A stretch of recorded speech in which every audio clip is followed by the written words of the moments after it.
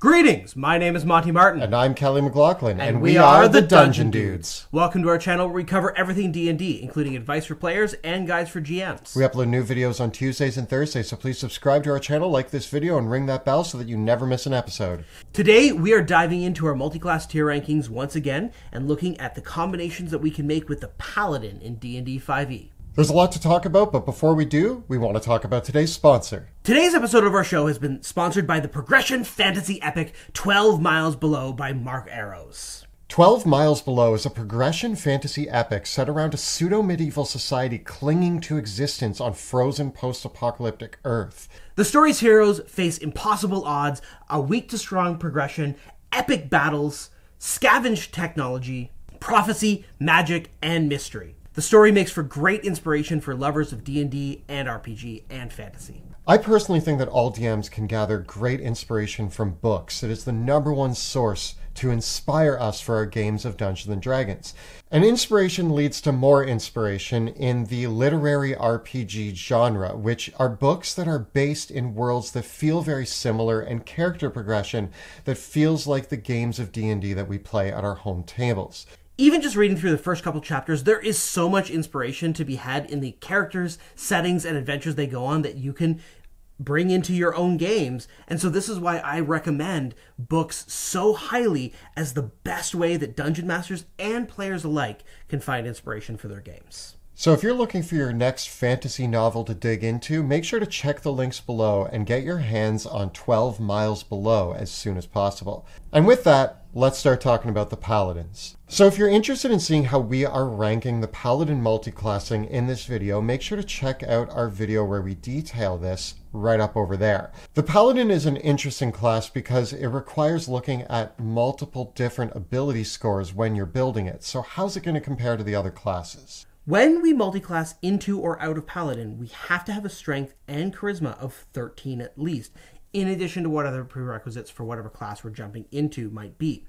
The Paladin is also already one of the strongest classes in Dungeons & Dragons 5th edition, but it is quite a front-loaded class, gaining some of its most powerful features, such as its armor and weapon proficiencies, its fighting style, the ability to cast divine spells, and smite, most importantly, as well as then gaining extra attack and the powerful aura of protection at 6th level. So this is why a lot of multi-class builds that utilize the Paladin often either take 2 levels of the class just to get smites, or take 6 levels of the class so that they can get extra attack at level 5 and the aura protection at level 6. This also does generally mean, though, that you really want to have that charisma focus, because Paladin spellcasting relies on charisma for its saving throw DCs, and you're going to power up that aura protection by having that monstrous charisma score. That said, there's a lot of different ways to approach the Paladin, and so as we go through all the classes, we'll discuss some of the ways that you might build the character a little bit differently and give our overall rankings. Of course, Kelly and I are super biased, and we have our own thoughts and feelings about these things. We've had a lot of Paladins at our tables, and we like the way that they play. So because of that, we have asked our community what their rankings are, and we'll be going through those at the end of the episode. There's a lot to discuss today, so let's get smiting. So kicking things off with the Artificer. In theory, the concept here seems cool. Yeah, you can be a paladin of a god of craftsmen or smiths. You can be that instrument of divine wrath. You are the divine sword, and you crafted it as well. But there's problems right from the get-go. First of all, the multi-class combo means that we have to have 3 stats at 13. We have to have intelligence, charisma, and strength all at 13. And the Artificer is very much a class that also wants to have a good con. Same with the Paladin. The Artificer's spellcasting is reliant on int. And the subclasses that we might blend in here give us ways to use our intelligence for making melee and ranged attacks instead of our strength or dexterity. But that doesn't necessarily mesh well together. No, because we're probably taking more levels of Paladin. The question becomes, when do you pick up your Artificer levels? So in that regard, I imagine, oh yeah, we want 6 levels of Paladin, but if we're imagining that we're going to be an Artificer Paladin attacking with intelligence, at what point are we picking up our Artificer levels, and are we building a weak Paladin who's more intelligence-based than strength-based? It doesn't really gel for me. The only time Yeah. that I think it would gel is if you're building like a high level character for a one shot and you go all in on intelligence. Maybe you can make like a cool armor or something. Yeah, I think that you end up with this really bad progression for most of the character's life where you have to decide, okay, where am I building my ability scores? Where am I putting everything? You could just decide, though, to not worry about attacking with your intelligence and just stick with strength. And in that case, you just focus on what you're picking up from the Artificer spellcasting and the Artificer class features, which we talked about how the Artificer doesn't scale as well as many other classes. It's a half caster, and many of the infusions require your Artificer levels to be at a certain point before they power up. So I think overall the Paladin loves being in a party with an Artificer, but not necessarily wants to combine these two together. And I do think like one of the major things you're getting from the Artificer, which is spellcasting from the arcane list, there's better options out there for multiclassing. Yes, for especially if you want to get arcane spells that are going to augment what your Paladin is capable of. I just think that the infusions in this respect are not offering enough. I think this is C tops, but really I lean more towards D. I'm going to give it a C because besides the weak spellcasting component and the fact that we're not going to use a bunch of those features, I do think infusions are cool. I do think that there might be some play with some of the armor abilities maybe on a Paladin, but I think it's all pretty weak. I do too. And ultimately with the armor and the battlesmith, which are the two that you would most naturally combine here, again, they're reliant on the Artificer levels for their scaling. And when you're multi-classing, you just don't get that. So I'm going to stick with D for myself. I just don't. I think it's a non-starter. Fair. But moving along to something a little bit more interesting, talking about the Instrument of Divine Wrath, the Paladin Barbarian. The Barbarian... So the first thing that I think of is barbarians are armorless, paladins are armored, but that doesn't need to be the case. Barbarians do get medium armor, and really the only thing that you're losing is your other way to account for AC, which we can throw that aside and have medium armor, a shield, and a sword and go to town. You'll have a respectable AC, but you're going to be giving up some AC points if you want to use Rage and Reckless Attack with all of your other Paladin features. Not necessarily a bad thing. The ability score prerequisite is easy for us to make. It's just natural with what we want to do. And while you can't cast spells while you're raging, you can still smite. Yeah, and that's the thing here is that if we are raging, reckless attacking, and smiting, not much is going to stand up to that. No. Very, very little is going to do that. And it really helps for, in particular, one of the things that Reckless Attack enables you to do when you multi-class with Paladin is you can do crit fishing. So instead of using your smites on every single attack, use the advantage to your advantage because you're going to crit more often and only smite on those crits. And then you're going to get the really, really, really hard-hitting critical hits thanks to Reckless Attack. Rage is great defensively, whether you're going sword and board Paladin or whether you're going with a two-hander, because it really increases the Paladin's overall survivability as well. And I think in this case, you really only need to dip 2 levels to get everything you want from Barbarian, and then you can move along to another class or continue with Paladin. And yeah, I already have some ideas for how we can make 3 class builds using Barbarian Paladin as a base. I think this is an A+. I think it's borderline S as a dip, right?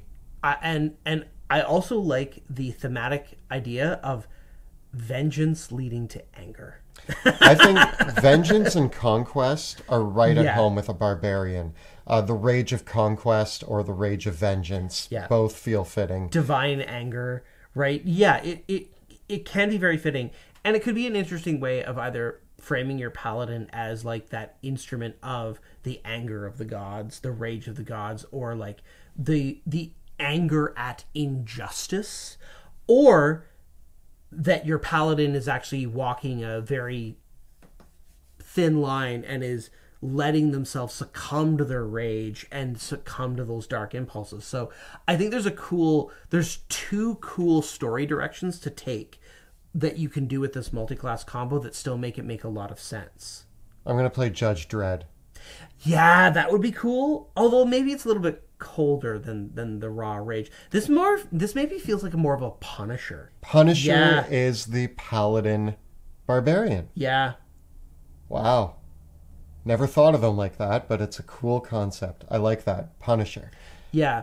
You know, it's definitely like the anti-hero who does what must be done, who is yes, enforcing the law, but in the most brutal way they can conceive of it. Yeah. Yeah.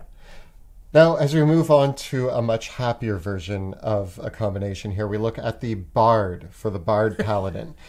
So you have a Minstrel Paladin.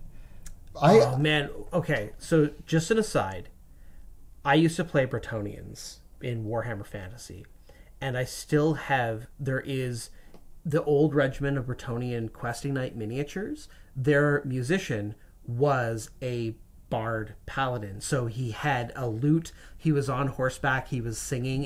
It's a great miniature. It's a classic one, and I think that the idea of the storytelling questing knight is a really cool concept. It's like, it's not only are you out there in the world telling those stories, experiencing the stories, but you're writing your own epic as you go along. You don't even need to be the musician. I think that just like knights who are well versed in telling their own heroic stories is a really cool concept. They come into each tavern and people are like, "Oh, you're a great warrior. Tell us about your adventures." And they gather everybody around the campfire and share their tales. And let's just say right away, one of the strengths of the Bard Paladin combo is we're really doubling down on charisma, and so the social dynamic of this character is really taken up to the next level. I think that you have that paladin principle that we'll see where you go. Maybe you are more of a Lancelot character. So I was going to say you could ham this up with one of the characters I've created, and you've seen at the table before. Brand Surefire. Yes. Who, he's just a fighter, but for the purposes of this, he could totally be a Bard Paladin because Brand Surefire is named that because he's always working on his brand. The Paladin Bard might be the character who mishears the king when they say to slay the dragon and instead embarks on an epic romance instead of a tale of dragon killing. I don't want to know the logistics. The Paladin Bard could be that character that I think of who is constantly embellishing their stories. And when two people meet who both heard their stories, and it's like, I heard that he slayed 2 dragons. And the next person's like, he said 5 to me. And it just keeps getting bigger and bigger over time. Flip side, though, this is a character who actually could have slayed 5 dragons because I think the Paladin Bard is very powerful. You know, just putting aside deception and all the expertises that we can build on the skill side of it and the role-playing side of it, Bard and Paladin go really well together. We don't really have to jostle around our ability scores too much. We can have a good strength score, a good charisma score, and a good constitution score.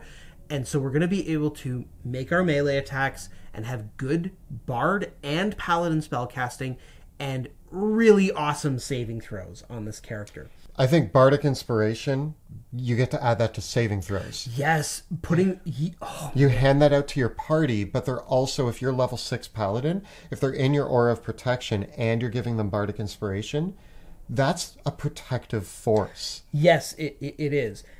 But the damage dealing front is really amazing too, because if you are a level 6 Paladin and a level 5 Bard, your character level when you're calculating the spell slots you have is equivalent to an 8th level character, which means that we've got 4th level spell slots. So we actually have higher level spells than what we can cast using our Bard and Paladin spells, but that means that we have those higher level slots to smite with. So we actually get a damage upgrade by taking these Bard levels as well. We could Bardic Inspiration ourselves, or we could be a Swords Bard and use those Bardic Inspirations on defensive flourishes to crank our AC into the stratosphere. So now with this, I think Swords Bard is the natural choice. I do too. I do think that what you get is a pretty vivid picture of a character who can pump their own AC with Blade Flourishes, can pump their party's defensive capabilities by combining their aura and Bardic Inspiration, can use their flourishes as well as smites to increase their own damage potential, and has access to better utility spellcasting. This is a well-rounded character with a lot of options. This one's going to bring you into main character syndrome.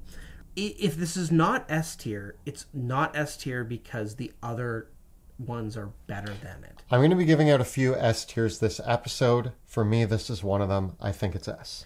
Okay. I think that you could argue me down to an A, but when you lay it out on the table, because I think the secret sauce with the Bard here is that it's bringing expertise into the mix as well as we gain more levels with the character.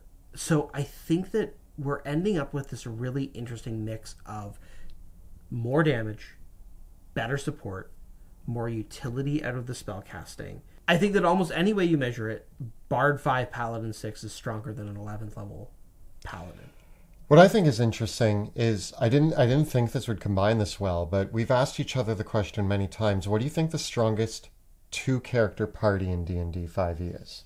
Paladin Bard is pretty high up there. Combining them on a single character is pretty strong. I agree. Moving along to another class that has strong thematic links with the Paladin is the Cleric. And in many respects, the Paladin is often considered, well, it's just a fighter cleric with a charisma spin. So one might think that multiclassing into Cleric would be really good. It would be a doubling down on your divine spellcasting. It would give you your domain features from the Cleric multiclassing. And dipping into Cleric is almost universally strong just for taking 1 or 2 levels to get whatever those features are. But could we not do something similar with the Cleric as we did with the Bard? Take 5 levels of Cleric? How does that stack up? We're going to get Spirit Guardians out of this. So here's what I think. When we first start talking about the Cleric and the Paladin, you see a lot of ways to connect them. Yeah. But you have to take into account that the Cleric is a wisdom-based spellcaster. So you're already dividing that. So it's not going to be as powerful as the Bard because the Bard just pairs you with have the charisma. ability score synergy here, whereas now you're split in your focus. And I don't want to give any spoilers for later in the episode, but here's a big thing. We have other ways to get Spirit Guardians. Yeah. And they work way better. I think that this is one of those cases where I was tempted to give the Cleric an A, but the presence of another option which gives us almost everything we want out of the Cleric multiclass, but with better ability score synergy, means that this one really loses its ranks. And I think it's a B. I think that the dip of 1 or 2 levels of Cleric, maybe into Twilight Cleric or Peace or whatever it is fine. But I think that because you're still splitting between Wisdom and Charisma, it really makes it hard to figure out how your ability scores are going to line up. I think a B is a good place to put this because I do think there are options here. And I think really what you're looking for is which Cleric has the coolest channel divinity for your Paladin build. Yeah. And beyond that, though, you're going to get access to some cool spells, which does help. But again, the choice is always going to be with the Cleric. Do you want the passive buff spells? You already have Bless on the Paladin spell list. So there's already a lot of overlap between the spell lists, especially when it comes to those passive spells that don't rely on your ability scores. But then when it comes to the damage dealing spells, are the ones where enemies are going to have to be making saving throws, things like, or attack rolls, things like Spiritual Weapon, which you get as a Conquest Paladin, and Spirit Guardians, which the saving throw DC for Spirit Guardians matters. And so if you're going to be going into that with a 13 Wisdom, enemies are just going to make their saving throws very easily. And if you're going to pump your Wisdom up higher, now that's coming at the expense of your Charisma, which is going to lower the strength of your Aura of Protection, which maybe you're fine with that, but Aura of Protection is one of the most powerful features in the game, and it's really hard to justify knocking that back. Knowing what other options are on the table, I think I'm actually going to give Cleric a C. Okay, I think it's still a B for the dip, for me. Fair. But I hear you. Moving on to the Druid, we run into a similar problem, but with less connectivity. Yeah, we've talked about for the Druid that it could be cool dipping 2 levels into Paladin to get smites. But I think the other way around, the more Paladin levels we take, the more Druid levels we take, this starts to fall apart on that end. Like, I think that, again, going with our example of a Paladin 6, Druid 5, we're getting even less than the Cleric. I mean, there might be an option with Spores Druid, but that's the only one I could see, and even then, I feel like it's one of the weaker possibilities for a Paladin multiclass. I agree.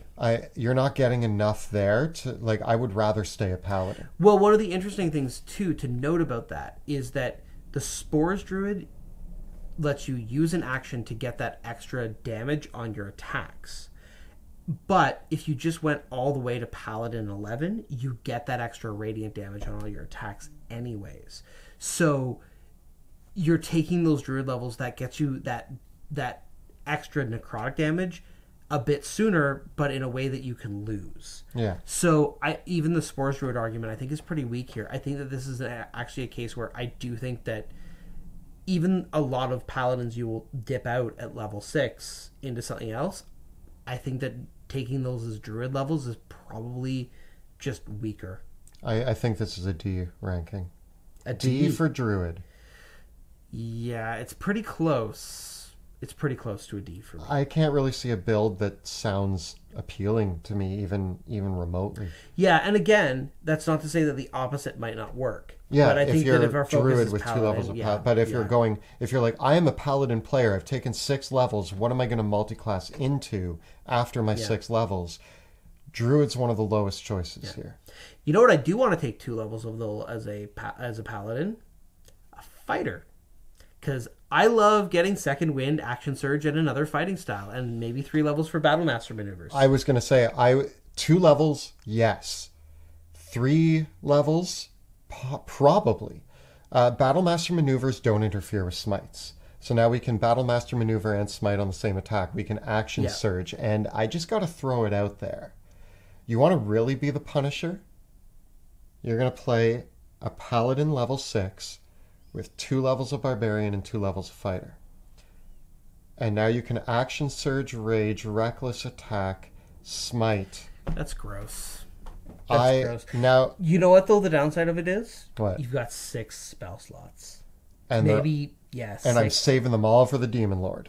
Yeah, so like you've got one turn where you can rage, reckless attack, action surge, smite on 4 attacks, and then you can follow that up next turn.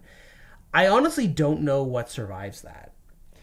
I mean, like, you're a one-hit wonder. It's like all right, coming out here for 12 seconds, guys, then I'm going home. It's like the adventure is going. You're sitting in the back of the cart, and they're like, "You're going to help us with these goblins?" I don't fight goblins. And then finally, like towards the end of the campaign, the Demogorgon rises up, and you're like, "All right." You shine up your sword and walk out. You're like, "Now it's my time," and then you just murder it and go back to the wagon. Yeah.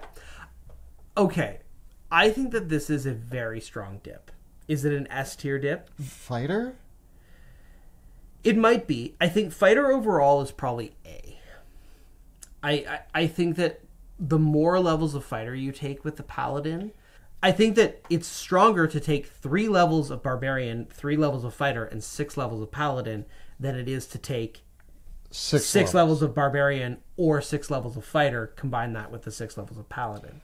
Although we are just talking about multiclassing in a general sense, and I think dipping is part of multiclassing, and I think it might be an S tier dip. But there are other options out there that are stronger. I think the Bard is a better character. I think the Bard Paladin is a better character overall than the Barbarian Paladin or the Fighter Paladin. I see that. And honestly, I'm going to give Fighter a strong A. I give it an A+, and I don't have a problem. Like, I honestly think that the challenge here with the Paladin is that there's so many great combos with the Paladin that we actually have to seriously ask ourselves, if we're putting 5 things in the S tier, Are they all S tier, or is the truth is that two of them are like that? Some of them should come a tier down. That's fair, right? And that's that for me. I think that as soon as there starts to be more than 5 things in S tier, that's where I think that we have to start analyzing and ask ourselves: are all of them really equitable? I think it's an A.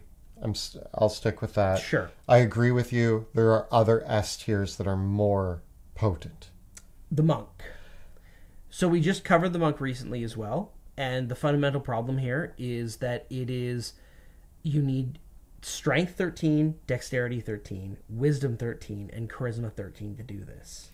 I think this falls apart really quickly. Again, if you are rolling for stats and you somehow roll all the highest numbers, maybe there's a build here, Yeah. but I don't like to rely on the fact that rolling for stats is a thing. And also, if you're rolling for stats and getting all high numbers, you're like 1 out of every 1,000 or 2,000 I people just think rolling for stats. that argument, like if you take any class in the game or any possible combo in the game and give them high rolled stats, they're gonna rock the world. Yeah. Right. So this could be good if you didn't have to worry about stats, but we do. And ultimately, that's the thing that makes it fall apart. It would be super cool to stun someone, then smite them.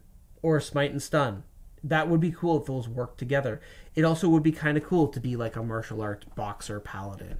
But I just don't think it works. There's just too many things that are incompatible with these two characters. I think this one's an easy D tier just for failure to launch with the fact Yeah. that the ability scores don't work. And another one that surprisingly has the same problem, to follow up the monk, is the ranger, because the ranger actually has the exact same ability score prerequisites as the monk, so we run into the exact same problem with the ranger here too. This is the problem with these specific classes, is that each of these classes requires 2 ability scores to multiclass. Yeah. And if you have 2 classes that require 2 different ability scores, 4 things that have to be 13, which means that you have to spend just 20 out of your 27 ability points to just buy those. And that still is leaving your con and your int at 8. You can leave your int at 8, fine. Now we want to get our con to at least 12, so we spend 4 points there. So now we have 3 points left that we can use to bump one of the 13s to a 14.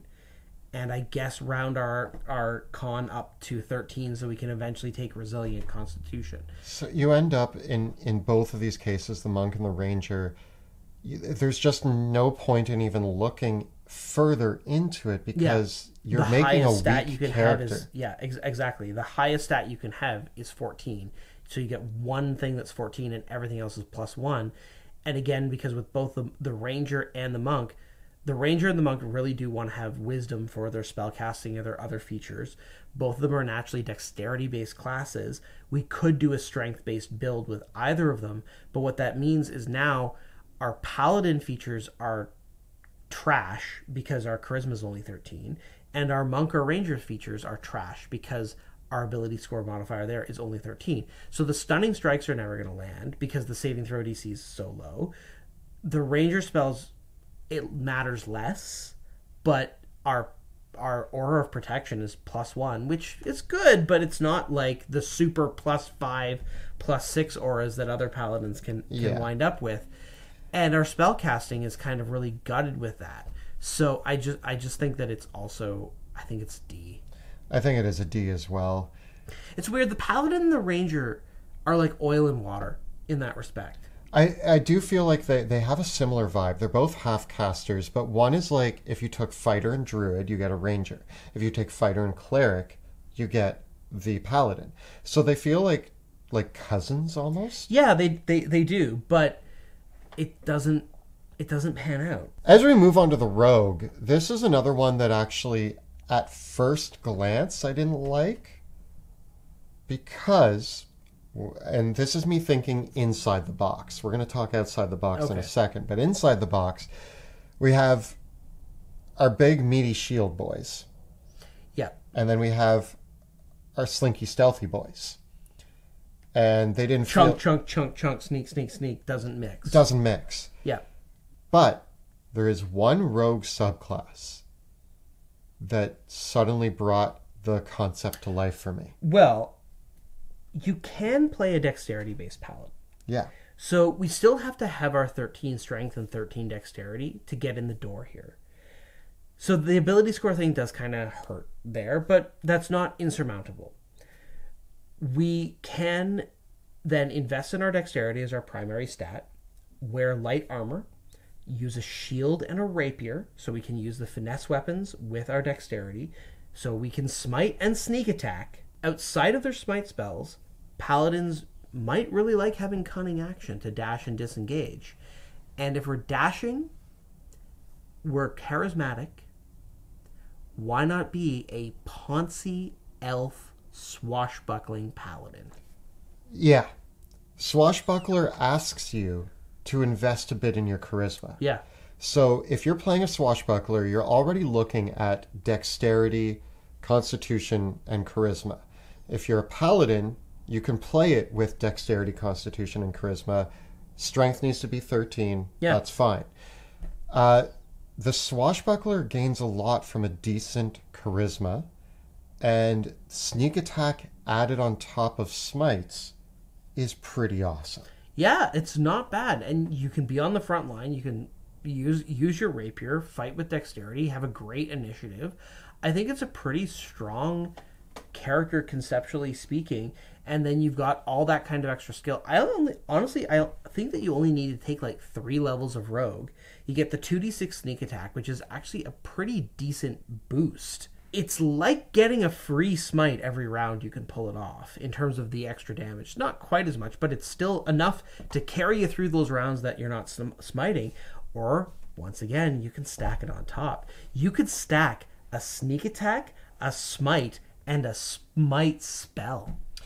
Now, here's my question. All right. Or you could play an assassin. Assassin, sure. Swashbuckler, sure. But is this a situation... Is this Assassin's Creed? You literally have a creed that you live by. Yeah, yeah. I feel like this is the second or third time that we've brought up Assassin's Creed, but yeah, that feels like a vibe. But okay, here's my question on this. We've talked about some possible A-tier combos. Overall, is it a B? Because B is something where we can build A-tier combos with the right subclass combination. I think that it doesn't mesh. Again, it doesn't mesh perfectly with the game plan that you normally want. You still do pay an ability score tax to get this to happen, because you're investing 5 points into your strength, which you're going to put at 13 and you're going to set it and forget it. Right? It does ask you to invest in a bit of a non-standard build, and it also cuts you off from using heavy weapons. And let's face it, Great Weapon Master plus Paladin is a lot of damage as well, and that might be counterbalanced there by all the other things. So it's forcing you into this kind of sword and board swashbuckler build, which, while not ineffective, I think that the Bard might do it better. I agree, and that's why I think this is a B build, because also when we're putting those points into strength, if we're not using heavy weapons, we're not wearing heavy armor, and we're not relying on athletics, it's just a 13 that's sitting there doing nothing. Strength is actually, unfortunately, a pretty useless ability. Yeah, when you're not using it as your attack stat to attack with two-handed weapons, it really is, right? So I just think that we lose points there. Although everything else meshes together well, I do think that it's not on the same level as... Because, like, let's face it, the Barbarian is getting Reckless Attack, is going to be taking Great Weapon Master, is going to be getting that plus 10. Like, it's going to be doing a lot more damage. Rogue is a kind B. And I say that because it's a B that there are several options here that you can build powerful characters. But overall, you're going to have to decide perfect. what you want to do. Yeah. As we move on to the Sorcerer, now we're cooking with gas. All we need is charisma to get in here. So, once again, just like the Bard, we can take 5 levels of Sorcerer, and we're going to end up with an 11th level character that has 4th level spell slots. The ability score progression lines up perfectly. We can still cast in our heavy armor because we're proficient with that from the very beginning.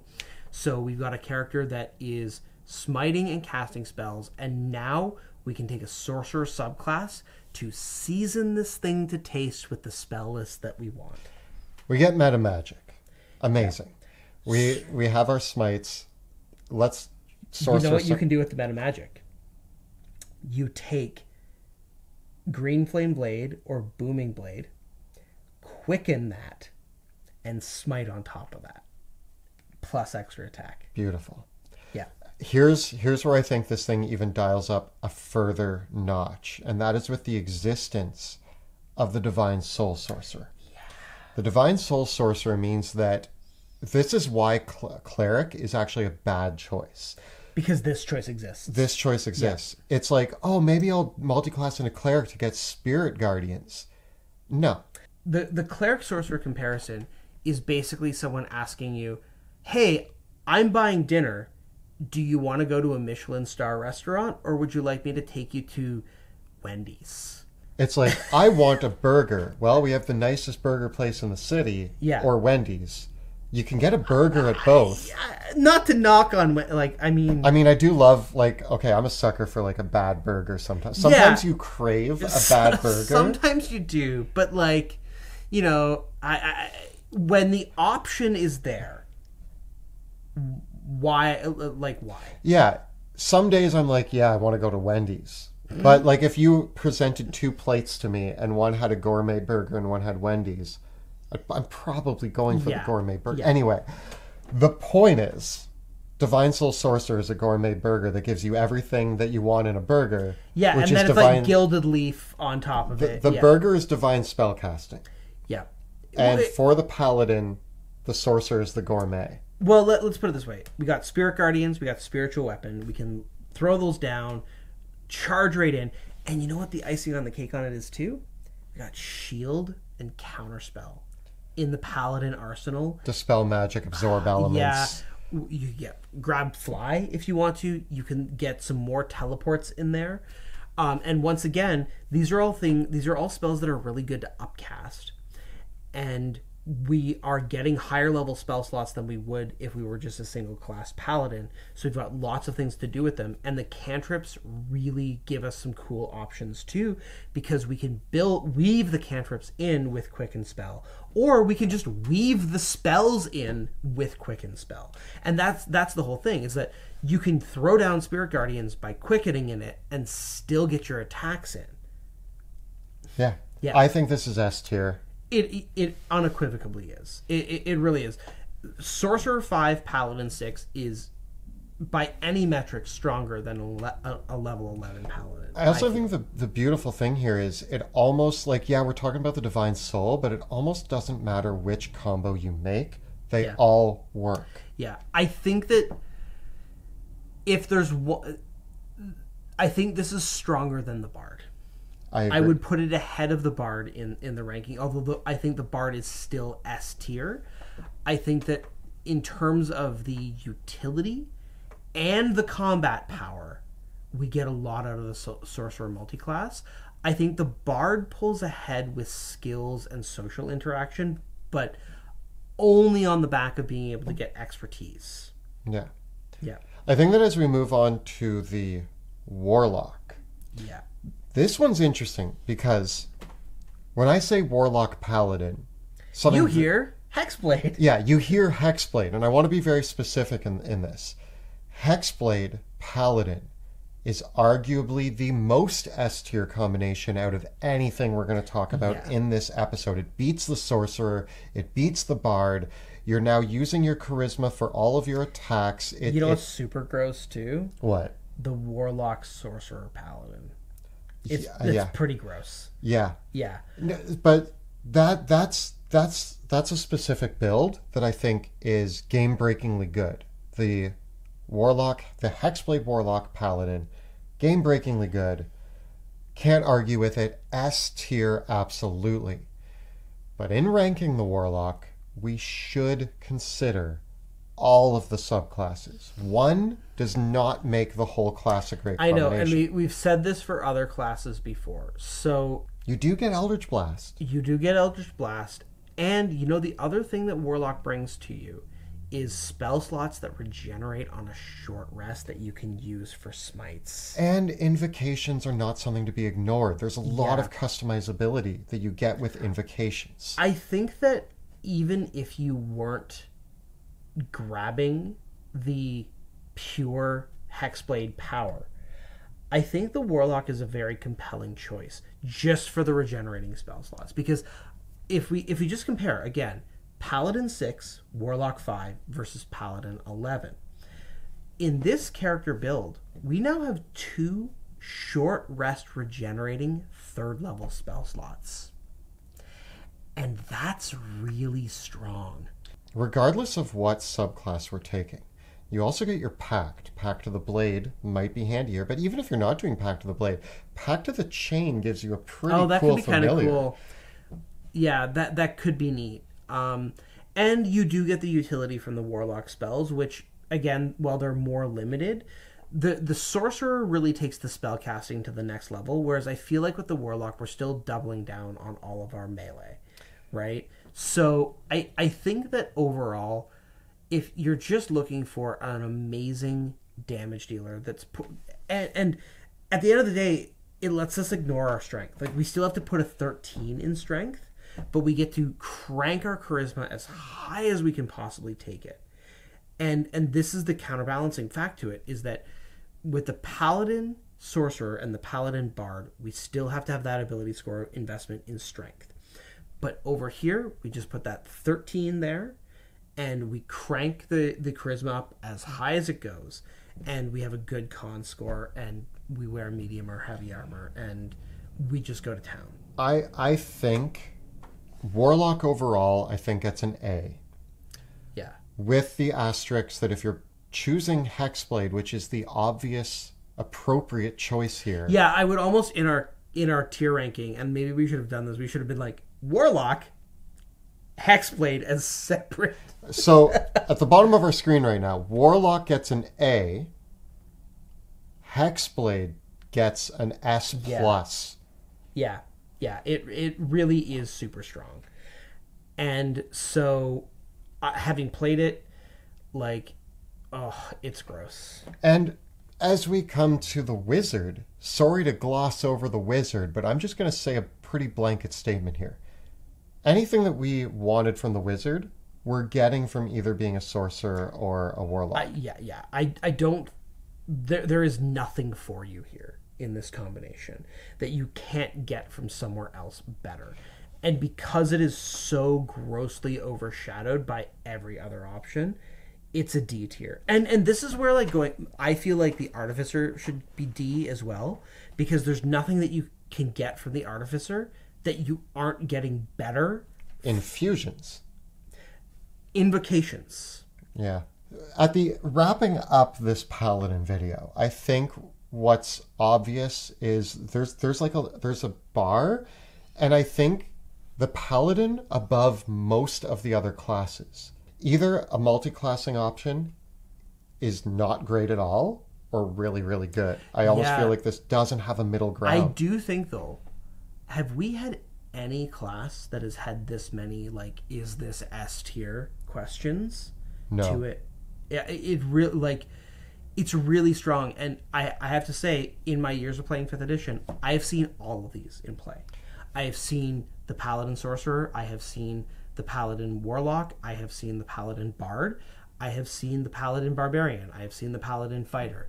Those ones I see less often, but I've seen, and that's the engine between the charisma based characters. I think that's the thing, is Paladin is a vehicle for other charisma classes to latch onto, and I think charisma is the key. And I think that's kind of a theme of D&D, that, like, the charisma classes just gel together. I know it's weird that it's such a powerful stat, but it is. It's the charisma based spellcasters that are now able to have a powerful melee force in converting their spell slots into smites. Well, the beautiful thing about charisma in the game of D&D is that charisma handles both the social pillar of the game and, for a lot of these classes, the combat pillar of the game as well. And when you're getting into spells that are charisma based, you're also dabbing into the exploration part as well. And the utility and all of that suddenly comes online. And the Paladin has such great support. It's such a great frontline character, and it's such a great damage dealer that when you add the utility of the Bard, when you add the social interaction capabilities of the Bard, or you add the extra spells that the Sorcerer brings, or you just make it all easier and all reliant on charisma by being a Hexblade, it just takes it up to the next level, right? Yeah. And I just think that like these are unequivocally the most powerful character builds that you'll see in D&D 5e, barring something insane that Colby has made. Now, as we look at the community's votes on this, it actually feels like we're on the same page here. The community, similar to us, is quite divided on either things being great or things being not good at all. This was definitely the big slam dunk. And I think that this is once again one of those cases where we asked the community to pick their top 3. And so naturally, your top 3 are going to be Sorcerer, Warlock, and Bard. But I'm surprised that single class Paladin came out ahead of the Bard. And I'm also surprised that the Fighter came out ahead of the Bard in the community ranking. I am too. I do think that Fighter's a great dip, but I really like the Bard. 84.4% said Paladin, Warlock. Now, I don't disagree with the community here, but I do think the community, because we don't have a separate option that says Hexblade, when they are selecting Warlock as the top choice, they're saying Hexblade. Yeah. It is quite telling that the Artificer, the Druid, the Monk, and the Wizard are just slivers. Yeah. The Wizard actually got a full percentage point. 1 percentage point. 1.1. Somebody's trolling us. Who gave it to who picked the Wizard as one of their top 3? Is my question. Yeah. But regardless, I think that this is appropriate. It's a little different than some of the opinions we had, but for the most part, it's easy to say which are good and which are bad.